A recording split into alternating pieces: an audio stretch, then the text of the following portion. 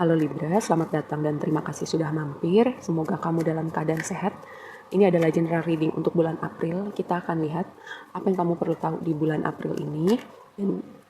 Dan karena ini general, ambil yang resonate, yang tidak resonate berarti bukan buat kamu. Dan tentu saja kita akan konfirmasi dengan reading di tiap minggunya ya. Oke, vibe-nya asik banget. Solar plexus, hubungan romantis, rest and rejuvenation. Dengan kartu ini ya, aku tuh melihat kayak ini kartunya Libra banget sih. dari faktor dari waktu lampau yang berpengaruh di waktu ini ada hubungannya dengan mungkin ada kontrak jiwa, hubungan kamu dengan seseorang, pertemuan kamu dengan seseorang itu adalah kontrak jiwa kamu dan orang itu untuk ketemu lagi di kehidupan ini.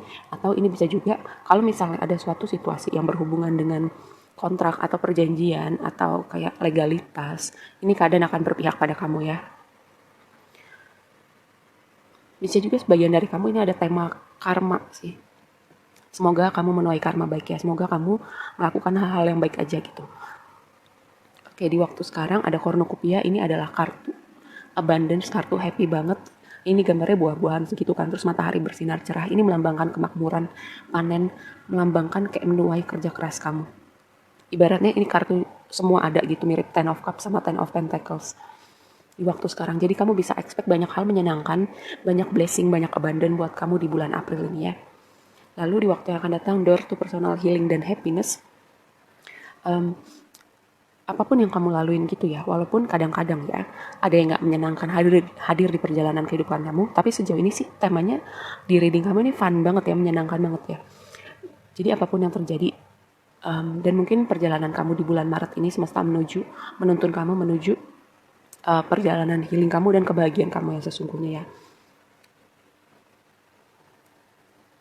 Oke, kita lihat lebih lanjut. Dia mau jatuh.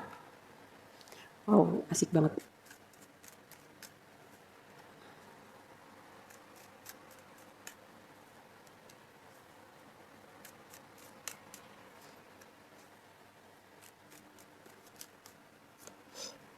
Oke. Tadi di dasar deck ada door to romance ya. Ini door to personal healing and happiness. Jadi kamu kayak dapat semuanya gitu loh. Kayak pintu yang terbuka, semuanya kamu ketemu, semuanya yang kamu mau itu ada. Oke, tema keseluruhannya buat kamu adalah King of Wands sama Six of Wands. Ini tuh kayak yang tadi aku bilang, apapun yang kamu bangun selama ini gitu, kerja keras kamu, proyek kamu, hasil karya kamu. Karena King of Wands ini kan energi orang yang passion sama pekerjaannya, energi pengusaha juga. Dan dengan King of Wands ini kamu kayak apapun yang kamu kerjakan itu, kamu sedang menuju Six of Wands. Atau kamu mungkin sudah berada di Six of Wands ya. Kesuksesan, keberhasilan, reputasi gitu. Orang melihat karya kamu, orang respect sama kamu atas apa yang kamu kerjakan, melihat kamu atau respect sama kamu untuk sesuatu hal yang baik gitu ya. Membicarakan kamu untuk sesuatu hal yang baik. Dan dengan King of Wands ini juga berbicara energi manifestasi. Lalu blessingnya adalah fondasi stabilitas dengan Four of Pentacles. Kalau mungkin ada kondisi finansial tertentu ya di waktu lampau, keadaan berprogres akan lebih baik. Dan mungkin sebagian dari kamu juga belajar untuk gimana mengekspresikan ego dengan cara yang sehat gitu ya. Belajar menaklukkan kesombongan kamu juga, belajar rendah hati. Mungkin dari kondisi atau banyak hal peristiwa yang terjadi di hidup kamu belajar kerendahan hati gitu. Dan ini tantangannya adalah Five of Cups. Dengan Five of Cups ini pertama, sesuatu dari waktu lampau yang belum benar-benar kamu lepaskan gitu. Entah itu maaf buat diri kamu, maaf buat orang lain, atau kayak merelakan sesuatu yang udah gak ada di hidup kita sekarang. Lalu yang kedua, Five of Cups itu kayak kamu fokus pada hal apa gitu. Apakah hal-hal yang gak berfungsi, hal-hal yang tidak kamu mau, hal-hal yang udah berlalu, atau kamu fokus pada rasa syukur, pada goals kamu, pada hal-hal yang bisa kamu syukurin di hidup kamu sekarang. Misalnya kamu punya makanan, kamu bisa bernafas, kamu punya rumah tempat tinggal, kamu punya internet. Banyak hal-hal yang bisa kamu syukurin, di mana gak semua orang di belahan dunia lain itu punya hal yang kamu punya sekarang gitu. Advice-nya buat kamu,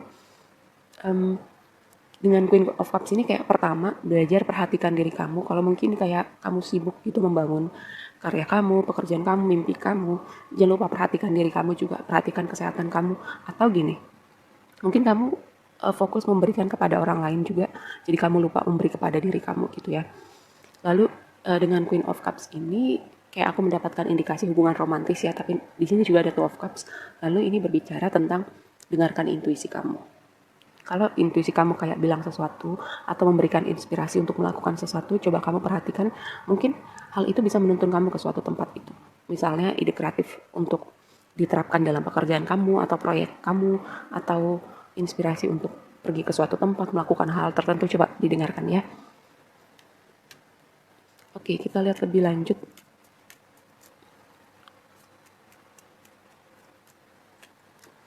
Six of Swords, pergi, meninggalkan sesuatu.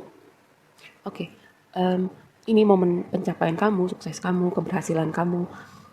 Kamu berada di titik ini setelah kamu, gini, dengan Six of Swords ini kamu merasa kamu perlu meninggalkan hal-hal tertentu, meninggalkan situasi tertentu, orang-orang tertentu.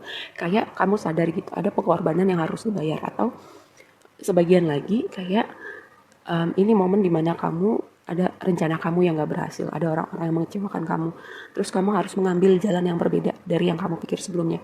Tapi ternyata semesta menuntun kamu ke suatu tempat dimana kamu melihat ini, kamu melihat manifestasi kamu melihat kesuksesan, keberhasilan, pencapaian. Kayak ibaratnya luka kamu, kesedihan kamu, kekecewaan kamu menuntun kamu ke sebuah tempat dimana kamu melihat kesuksesan kamu ya. Kayak kesedihan dan kekecewaan kamu itu terbayar sudah gitu, walaupun tadinya mungkin kamu sedih, kamu kecewa. Ibaratnya ini kayak film, ini sebuah skenario yang tak terduga gitu, dimana kamu berpikir tadinya kamu mau marah gitu sama Tuhan, kamu kecewa sama Tuhan gitu. Kenapa hal ini terjadi di hidup aku? Kenapa ada yang pergi? Kenapa aku kehilangan orang-orang ini? Kenapa begini? Kenapa gitu? Ngomong kenapanya gitu sambil marah-marah. Tapi kamu berlayar ke suatu tempat yang kamu nggak tahu, dimana kesuksesan, keberhasilan, dan pencapaian itu, reputasi yang baik, perhatian dari orang-orang buat kamu, itu hal yang akan kamu temukan ketika kamu melakukan perjalanan Six of Swords ini ya. Pergi ke air yang tenang, pergi meninggalkan sesuatu. Mungkin kamu pergi dengan rela hati, mungkin kamu kayak terpaksa, tapi kamu nggak tahu apa yang sedang nungguin kamu. Oke, ini devil ini kan biasanya vibe-nya agak berat gitu ya, tapi ini ada di blessing kamu. Kayak aku melihat ini ada hubungannya dengan kalau hubungannya dengan uang, finansial, karir, keuangan terlihat bagus, karir terlihat bagus. Jangan lupa gini, work hard, play hard gitu. Kalau kamu udah bekerja keras, kamu juga perlu mereward diri kamu, melakukan sesuatu yang nyenengin buat diri kamu, beli makanan yang kamu suka, nge-treat diri kamu. Ini ya, aku mendapatkan vibe seperti ini dengan kartu devil ini. Dan juga apa gitu, apa sesuatu hal yang membuat kamu merasa bersemangat, yang membuat kamu merasa kamu bisa melakukan hal-hal tertentu dan kamu lupa sama waktu, lupa makan, lupa dengan hal-hal lain gitu. Kamu perlu melakukan hal seperti itu. Dan kalau misalnya kamu belum bisa melakukan itu sekarang, coba kamu pikirkan cara gimana kamu bisa melakukan sesuatu hal yang kamu sukai sampai kamu lupa waktu, lupa makan, lupa pada banyak hal lain di hidup kamu. Karena gini, dalam artian kamu melakukan hal itu dengan sangat senang gitu ya. Jadi kamu sampai lupa waktu.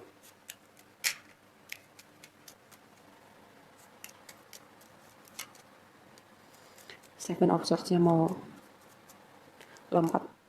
Apakah ada orang yang mengecewakan kamu dengan berbohong, dengan berkhianat, dengan melakukan sesuatu di belakang kamu? Ini ada Seven of Swords di sini soalnya ya. Karena gini, kalau misalnya hal ini udah berlangsung lama gitu ya, kejadiannya udah lama, tapi kamu kayak masih keinget terus, kamu masih kepikiran terus gitu, kayak mungkin kamu masih marah, masih kecewa, atau masih sedih. Gini, aku mau bilang, kalau kamu memaafkan seseorang itu bukan buat orang itu, tapi ini buat kamu. Gimana ke depannya hati kamu ringan, gimana ke depannya langkah kamu ringan, gimana gak ada lagi rasa ganjelan di hati kamu ya. Jadi kalau kamu misalnya menahan rasa maaf kamu atau menolak melepaskan situasi ini atau orang ini dari hidup kamu, coba kamu pikir lagi deh. Karena ini sebenarnya untuk kebaikan kamu ya, bukan untuk kebaikan orang itu. Dan ingat, tadi dengan Six of Swords di sini kan tadi aku bilang, kamu akan menemukan suatu tempat, suatu situasi yang jauh lebih baik, dan mungkin kamu nggak bisa lihat itu sekarang, dimana kamu akan manifest sesuatu, kamu akan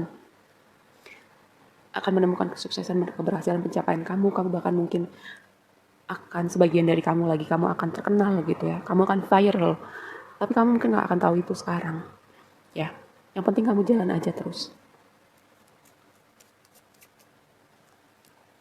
Ace of Cups, awalan yang baru buat hati kamu gitu ya. Awalan yang baru buat hati kamu, kasih hati kamu kesempatan untuk merasa lebih ringan, kasih hati kamu awalan yang baru dimana kamu bisa melepaskan. Kalau misalnya kejadian baru-baru ini, ya wajar, kamu perlu proses, kamu perlu waktu gitu untuk pelan-pelan untuk melepaskan. Tapi kalau misalnya ya, kejadiannya udah lama dan kamu masih menyimpan rasa marah atau rasa sedih, kecewa itu, coba ini sebuah renungan ya buat kamu. Kalau kamu menyimpan itu, sebenarnya yang berat itu kamu, bukan orang itu. Dan lagi-lagi aku tekankan gitu, kamu melakukan itu untuk diri kamu, bukan buat orang itu ya. Gimana hati kamu ringan, gimana langkah kamu ringan ke depannya. Oke, di waktu yang akan datang. Ada Two of Cups, ada Nine of Wands tapi terbalik ini. Kayak ada orang yang mau datang di hidup kamu, tapi mungkin sesuatu yang terjadi di waktu lampau itu, soalnya Nine of Wands-nya kebalik ini. Sesuatu yang waktu lampau itu kayak membuat kamu ragu, membuat kamu mikir-mikir, entah kamu ragu untuk membuka hati lagi, ragu untuk menerima kedatangan orang ini. Karena suatu kejadian di waktu lampau gitu ya. Gini, orang ini kan gak ada hubungannya. Kalau ini orang baru gitu, dia mau datang di hidup kamu, mau ngasih hatinya ke kamu, tapi kamu kayak kasih takaran, kasih proyeksi dari sesuatu yang terjadi di waktu lampau, ini kayaknya gak adil ya buat orang ini. Tapi kalau misalnya kamu takut untuk membuka hati, mungkin kamu perlu melihat nih, ada yang perlu kamu bereskan dari sesuatu di waktu lampau. Dan kalau misalnya ini orang lama yang mau datang lagi, nah itu baru boleh kamu mikir-mikir ya. Tapi kalau misalnya orang baru nih, dan kamu misalnya belum bisa buka hati, coba dilihat apa part dari diri kamu yang bikin kamu gak bisa membuka hati buat orang ini, atau membuka hati buat orang baru datang di hidup kamu. Oke, segitu aja dulu readingnya kali ini buat kamu. Semoga bermanfaat dan sampai ketemu di reading berikutnya. Bye.